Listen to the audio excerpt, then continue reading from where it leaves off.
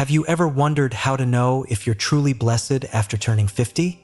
It's not a question of wealth, status, or achievements that society often praises. It's a deeper question about your inner peace, your genuine happiness, and the legacy you're leaving behind. Imagine waking up one early morning, looking at yourself in the mirror. What do you see? A calm and peaceful face, full of serenity, or eyes hurried with worry over unfinished tasks? Welcome to Lotus Light Teachings, a place where we explore profound yet relatable spiritual lessons, a space to seek answers to life's questions that often remain unresolved in our daily routines. In today's journey, we'll reflect on life through the lens of karma, cause and effect, and blessings, realizing that every person has the chance to reshape their future starting from this very moment. Sit down with me and let me share with you the story of a woman who crossed the threshold of 50. A story not just about her, but about you, about the experiences you've lived, the challenges you're facing, and the changes you can make. This isn't just the story of one life, it's the journey of all of us. The story of a 55-year-old woman, Mrs. Helen, a middle-aged woman with streaks of gray in her hair, was once the embodiment of success in the eyes of many. With a chain of thriving businesses, enviable wealth, and a beautiful home, she was often seen as someone who had it all. Yet, if anyone had asked her during those years if she was truly happy, her answer would have been nothing more than a faint, strained smile and a look of sadness in her eyes. Helen's life revolved around accumulation. She believed that having more money and more possessions would fill the void within her. But as she reflected back, she realized that each day had been an exhausting race. Her relationships with her family had frayed because she devoted so much time to work. Her husband, once deeply in love with her, grew distant, feeling neglected. Her two grown children, a son and a daughter, saw her primarily as a financial provider rather than a mother. At 55, an unexpected turning point came. Her husband of over 30 years left without a word. Her children, already distant, moved out to live on their own, leaving her alone in a large, empty house. The laughter, the shared family meals of the past were now mere memories. On her first night alone, sitting quietly in her spacious living room, she looked around and asked herself, "Where did I go wrong?" The solitude forced Helen to confront herself in ways she never had before. For the first time, she could not ignore the emptiness within. But this void became the beginning of a new journey. One day, while wandering her neighborhood, she stumbled upon a small temple nearby. She wasn't seeking anything in particular. The tranquility of the space simply offered her some solace. It was there that she met Sister Grace, a compassionate nun who would help Helen transform her life. Sister Grace listened to Helen's story without judgment or advice. Instead, she shared a simple parable. "Do you know," she began, "a tree doesn't live just to produce flowers and fruits. Its roots delve deep into the earth, drawing nutrients and giving it strength. If the roots wither, no matter how beautiful the flowers are, they won't last long." Helen pondered these words and realized that she had spent her life nurturing the flowers of material success while neglecting the roots of her spiritual values and relationships. Determined to change, she started small.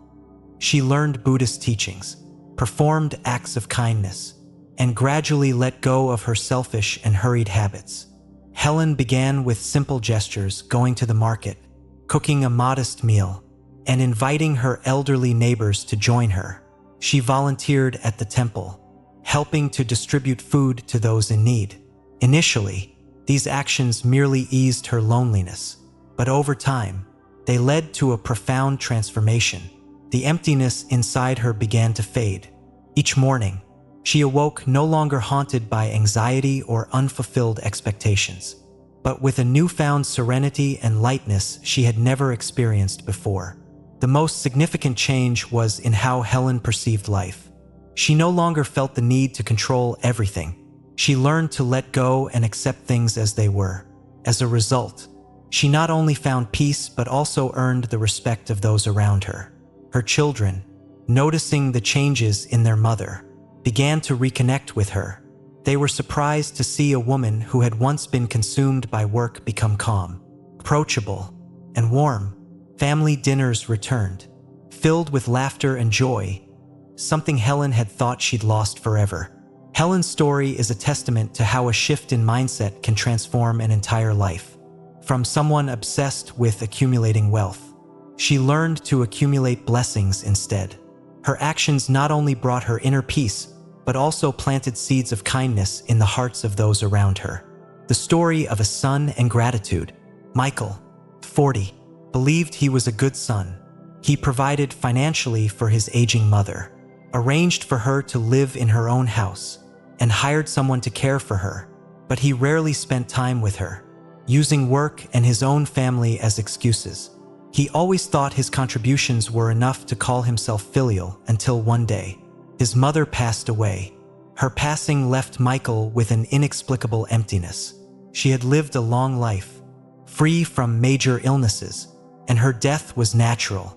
Yet every time he walked into her home, he felt an unfillable void. Memories began to haunt him. The calls he answered half-heartedly. The meals she invited him to that he declined. The trip to her favorite temple she had longed for, but he kept postponing until she stopped asking. After the funeral, Michael visited the temple his mother had wanted to see. Standing in the serene space, he broke down in tears. It was the first time he truly faced his emotions. There, he met a monk who listened patiently as Michael poured out his guilt and grief. The monk said gently, "Your mother lived her life fully, but you are carrying unnecessary burdens, regret, and self-reproach. Use them to create something meaningful. That is the best way to honor her." From that moment, Michael began to change. He started volunteering and dedicating his good deeds to his mother's memory. He helped elderly individuals living alone, finding comfort in the joy his efforts brought them. Each time he saw their smiles, he felt as though his mother was smiling too. More importantly, Michael began to cherish the relationships in his life. He spent more time with his wife and children, truly listening to them rather than being consumed by work. He also reached out to his siblings, mending old misunderstandings. He realized that love wasn't just about providing material support. It was about being present and genuinely caring. Through his journey, Michael not only sought redemption but also found new purpose. His mother's passing taught him the true meaning of love and gratitude, that it isn't just a feeling but an action. The lessons we learn. The stories of Helen and Michael began with mistakes but ended with transformation. In their moments of pain and loss, they found the path to peace. Through acts of kindness and inner change, they not only enriched their own lives but also positively impacted those around them. In Buddhist philosophy, every action is a seed. When you plant seeds of kindness, they will bear fruits not only in this life but also in future ones. Don't wait for a crisis to start changing. Reflect on your life now and ask yourself, what am I planting? Part 3, Karma and Cause and Effect. Karma, a word that may sound mysterious but holds immense power to explain our lives. When someone says, "It's my karma," you might think karma is something fixed, like a curse or an unavoidable punishment. But in reality, karma is neither punishment nor something mystical. According to Buddhist philosophy, karma is the connection between actions and their results. Simply put, what you do today shapes your life tomorrow. Imagine a compound. When you toss a small stone into it, ripples spread across the surface. Similarly, every action, thought, or word we express leaves an imprint on the flow of life. These ripples, whether gentle or strong, will inevitably return to us in one way or another. There's a story about a man named Victor, a wealthy individual everyone assumed had it all. He owned luxurious mansions, expensive cars, and a thriving company, but beneath his glamorous exterior, he lived in isolation. His friends drifted away. His employees feared rather than respected him, and even his family kept their distance. Victor couldn't understand why. He assumed people were jealous of his success, but the reality was quite different. Victor was a selfish man. Every relationship he had was transactional. He didn't hesitate to hurt others to get what he wanted. One of his employees once remarked, "He only cares about profits, never about people's feelings." This selfishness created a kind of karma that Victor had to endure. The loneliness, emptiness, and health issues he faced were not punishments but the natural results of how he treated the world. Karma operates like a natural law, much like gravity. When you plant a seed, you grow a corresponding tree. You can't plant an orange seed and expect an apple tree to grow. Similarly, if you plant actions rooted in greed, anger, and ignorance, you'll reap dissatisfaction, suffering, and loss. But if you plant actions based on compassion, wisdom, and gratitude, your life will be filled with peace and happiness. Let's return to Victor's story. One day, during a routine health checkup, he received devastating news. He was diagnosed with a serious illness. Confronted with life's fragility, Victor began reflecting on what he had done and what he had left undone. He recalled times when he was harsh to his employees, skipped family dinners for work, and refused to help friends when they needed him most. In the midst of his crisis, Victor visited a small temple on the outskirts of the city. There, he met a kind monk who listened to his story. Instead of scolding him, the monk gently explained, "What you're experiencing isn't punishment, it's a lesson. Karma is an opportunity for you to reflect and change." Those words were like a ray of light piercing Victor's heart. He began to change his way of living. He didn't just donate money. He also spent time helping those in need. He made an effort to reconnect with his family, learning to listen and care about their feelings. At work, he strived to become a compassionate leader who prioritized the well-being of his team over personal gains. Gradually, Victor experienced a transformation, not just externally but internally as well. His health improved, his relationships became closer, and he found a sense of peace within himself. He realized that what he faced wasn't the end but a rebirth.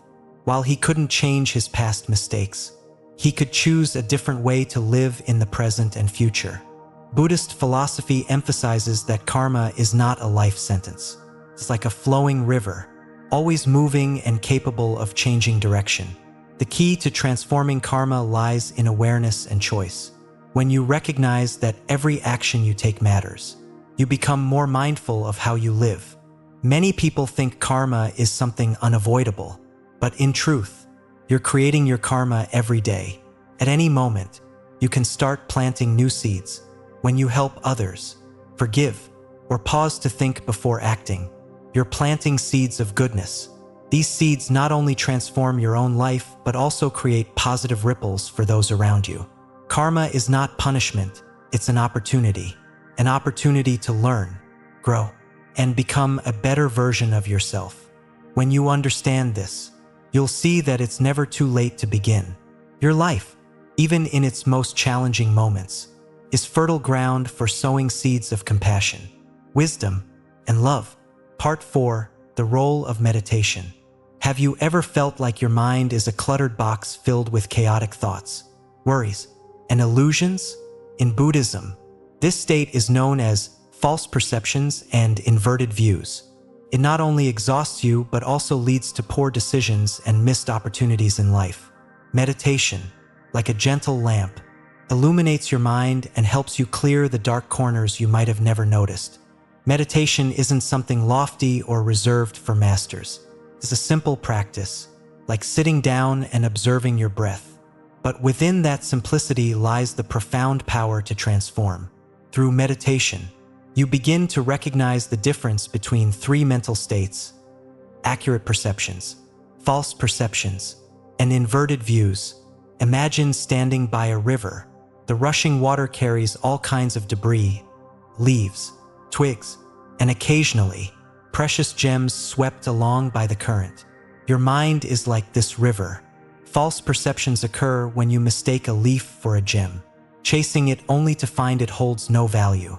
Inverted views are even more dangerous, when you see a true gem but dismiss it as an ordinary stone. Both states rob you of clarity and peace. There's a story about Eric, a successful entrepreneur in his 40s. On the surface, his life seemed perfect: a thriving business, a happy family, and luxurious vacations. But inside, he felt drained. The pressures of work kept him from sleeping well, and small arguments at home became more frequent. Despite achieving everything others aspired to, Eric felt unfulfilled. He couldn't stop worrying about the future or dwelling on unpleasant memories of the past. One day, during a particularly stressful meeting, Eric found himself unable to concentrate. His mind felt like it was being pulled in hundreds of directions, each string tied to a stray thought. A close friend suggested he try meditation. Eric laughed it off. Who has time to sit around doing nothing? But after another sleepless night, he decided to give it a try, just to see if it would help. He started by attending a basic meditation workshop. At first, he found it frustrating. His mind, accustomed to constant activity, resisted sitting still. But gradually, he began to notice small changes. The morning meditation sessions gave him a quiet space where he didn't have to chase after any thoughts. He learned to simply observe them, watching them come and go, like clouds drifting across the sky. One day during meditation, Eric realized he was haunted by a failure from his early days in business.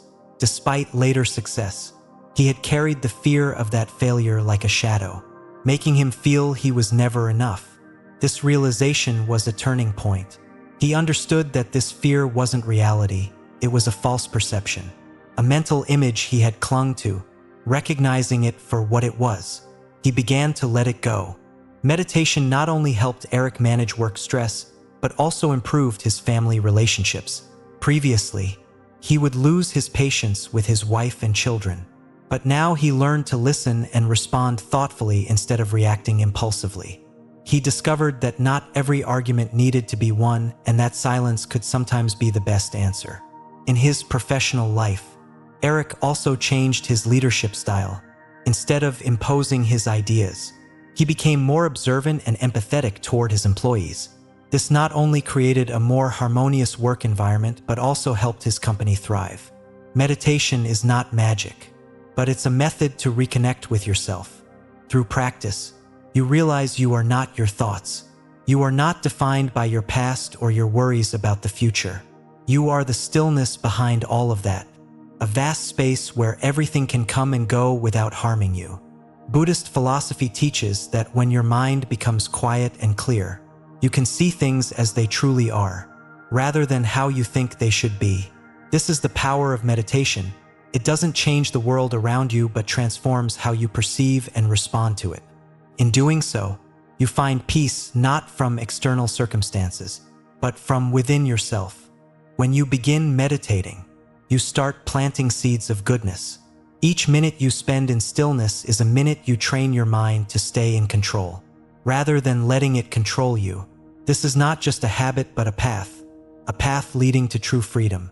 Part 5. Facing attachment. Have you ever felt like you were holding on so tightly to something that you couldn't let go? Even though deep down you knew it was exhausting you?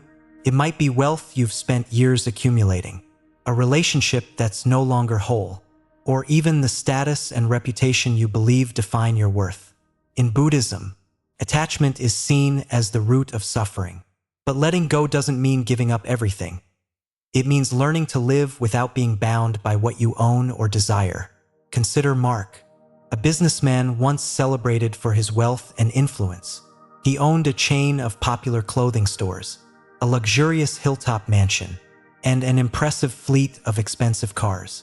To many, he was the epitome of success. But Mark wasn't just fond of his possessions. He was consumed by them. His days were filled with constant anxiety, fear of losing what he had, fear of being outdone by others, and fear that nothing he achieved would ever be enough. Then, one day, an economic downturn swept everything away. The stores closed, the hilltop mansion was repossessed, and the friends who once surrounded him vanished. Standing in the small apartment he was forced to rent, Mark felt empty and lost. Who am I without all of this? He wondered. In his despair, An old friend invited him to a Dharma talk at a nearby temple. At first, Mark resisted. He thought spirituality was for people who had no other options. But with nothing left to lose, he decided to go. That day, the teacher shared a simple yet profound story. A man was swept away in a raging river. He found a large log and clung to it, and it helped him survive the dangerous waters. But when he reached the riverbank, he refused to let go of the log. He believed that without it, he'd be in danger again. So he carried it with him, even though it exhausted him. What he didn't realize was that to move forward, he needed to release the log. The story struck a chord deep within Mark. He realized he was like the man in the story, clinging to things that once gave him security but now only brought him suffering. He began to ask himself, what really matters? Why do I believe my possessions and status define me? With guidance from the monks at the temple, Mark began practicing meditation and studying compassion and wisdom. At first, it was difficult. He was used to measuring his worth by what he owned, and letting go of those thoughts felt like untangling a lifetime of knots. But over time, he noticed subtle yet significant changes. He no longer felt restless when he thought about what he'd lost. Instead, he learned to focus on what he still had: his health, the few friends who remained, and the chance to start anew. One day, during meditation, Mark remembered a question posed by one of the monks. If everything you owned disappeared tomorrow, what would you have left? He realized the answer wasn't in external possessions, but in how he approached life. He started volunteering, not just to help others, but to experience the joy of giving rather than holding on. Through practicing compassion, Mark reconnected with his family and friends. He no longer saw them as people who owed him something, but as individuals he genuinely appreciated. Each day, he took time to write down 3 things he was grateful for. First, the list was simple: I have a place to live, or I enjoyed a good meal today. But as he continued, he realized happiness came not from grand achievements, but from recognizing life's small blessings. Mark's transformation was not just external but internal. He no longer felt trapped by expectations or past failures. He understood that attachment wasn't just about clinging to what he had, but also about refusing to let go of what he couldn't control. And only by letting go could he truly feel free. Buddhist philosophy emphasizes that attachment is the root of suffering. But it doesn't mean you have to renounce everything. It's about living with the awareness that everything is impermanent. What you own today may be gone tomorrow, and that's okay. What matters is learning to live in the present moment, appreciating what you have without letting it define your worth. Mark found peace not by regaining what he had lost, but by learning to let go. His journey is a testament to the idea that true freedom doesn't come from acquiring more, but from pausing to see what truly matters.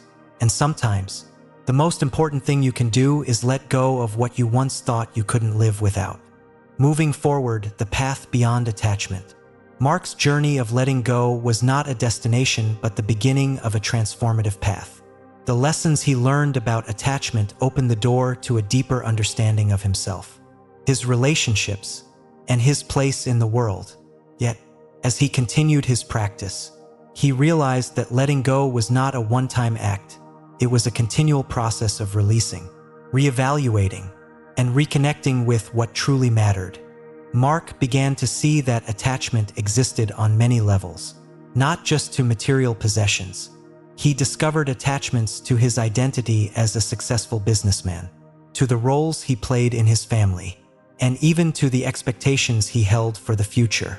These mental and emotional attachments were harder to let go of than physical ones because they were deeply tied to his sense of self. One day, during a reflective moment, a monk shared with him a teaching. The greatest attachment is to the self, the idea that who we are is fixed and unchanging. But just as the seasons change, so do we. The more you cling to who you think you should be, the more you resist the natural flow of life. This teaching struck Mark deeply. He realized that much of his suffering came from trying to maintain an image of himself that no longer served him. By allowing himself to change and grow, he could embrace life with openness rather than fear. Acceptance became a cornerstone of Mark's new way of life. He practiced accepting the impermanence of his circumstances, the imperfections in himself, and the unpredictable nature of the future. This didn't mean passivity or resignation. It meant responding to life with clarity and compassion instead of resistance. He began to apply this practice in small ways. When an old memory of his financial downfall resurfaced, instead of pushing it away, he sat with it. He noticed the emotions it brought up: shame, regret, and even anger, and allowed them to pass like clouds in the sky. Over time, these emotions lost their grip on him, and he found himself more present and at peace. As Mark continued to let go of attachments, he found himself naturally drawn to serving others. He started volunteering regularly at a shelter, helping people who were struggling with challenges similar to his own. In giving his time and energy, he felt a sense of purpose that was not tied to personal gain but to the joy of connection. One evening, a young man at the shelter asked Mark how he had managed to stay hopeful despite losing so much. Mark responded with a smile. "I stopped focusing on what I lost and started appreciating what I still have." It's not about holding on or letting go. It's about understanding what's truly worth your energy. These words resonated with the young man, and they became a mantra for Mark as well. He realized that helping others find their own strength was one of the most meaningful things he could do. As Mark's practice deepened, he found joy in the simple things: a quiet morning with a cup of tea, the sound of birds outside his window, the warmth of a conversation with an old friend. He no longer needed grand achievements or possessions to feel fulfilled. Each moment became an opportunity to experience life fully, just as it was. In Buddhism, this state is known as equanimity, a balanced, peaceful mind that remains steady regardless of external circumstances. Mark didn't achieve this overnight, but through continuous practice, he found himself less reactive, more grounded, and more able to navigate life's ups and downs with grace. Mark's transformation began to inspire those around him. His family noticed the calmness in his demeanor and the kindness in his actions. Friends who had drifted away were drawn back to his newfound humility and warmth. Even former colleagues reached out, seeking advice not just on business but on how to find peace in their own lives. Letting go, Mark realized, was not just a personal journey. It created ripples of positive change that extended far beyond him. By releasing his own attachments, he helped others see the possibility of doing the same. Mark's story reminds us that the process of letting go is never finished. Life will always present new challenges, new attachments, and new opportunities for growth. But with each step forward, the burden becomes lighter and the path becomes clearer. The practice of letting go is not about renouncing life, but about embracing it more fully. It's about living with the awareness that nothing is permanent and that true freedom lies in our ability to adapt, grow, and love without clinging. As Mark continues his journey, he carries with him a profound sense of gratitude for the lessons he has learned, for the people who have supported him, and for the chance to start anew each day. His story serves as an invitation for all of us to reflect on what we are holding on to and to ask ourselves, what would happen if I let go? Life is a continuous flow, and every action, thought, and word we contribute is like a drop of water feeding that current. Perhaps you've heard stories of the 55-year-old woman, the man who realized his mistakes after losing his mother, or the entrepreneur who found peace through meditation. But these stories aren't just for listening. They are lessons, guiding lights illuminating your path. True happiness doesn't reside in what you own. It's found in the freedom of your mind, in the way you release attachments and open your heart to compassion and wisdom. After 50, it's not too late to begin. It's the perfect time to reflect, to learn, and to plant seeds of peace for yourself and those around you. Take a moment to ask yourself, what is the greatest value I want to carry with me for the rest of my life? More importantly, how will you nurture those values? Starting today, thank you for joining me on this journey. If you have a story to share or a lesson from your own life, please leave a comment. Who knows, your story might be the guiding light for someone else searching for peace. I look forward to seeing you in future lessons. as we walk together on this meaningful spiritual path.